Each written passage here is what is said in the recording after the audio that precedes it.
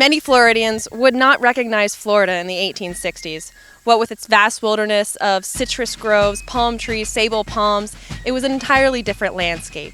In 1860, its 140,000 residents lived mostly in clustered city centers along the outside of the state, as well as in the northern part just below the Georgia line. About 44% of the people that lived in Florida at the time were enslaved persons. To the Confederacy, the Sunshine State contributed about 15,000 infantry, cavalry, and artillerymen. In contrast, about 2,000 Floridians, and more than half of them were runaway enslaved persons, went north to fight with the Union. Most Floridians were shipped out of Florida and fought on battles outside of the state, such as places at Perryville, Chancellorsville, Chickamauga, Shiloh, and here where I'm standing at Gettysburg. After the fall of Vicksburg in 1863, the Confederate supply line was greatly strained after the Mississippi River access was cut off.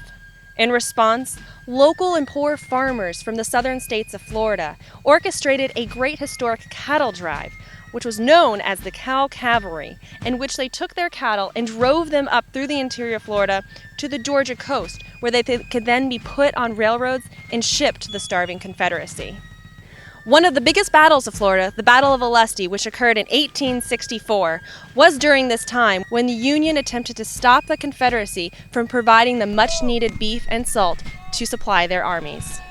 Today, Floridians, both Union and Confederate, are memorialized in monuments such as the one behind me at the Gettysburg battlefield.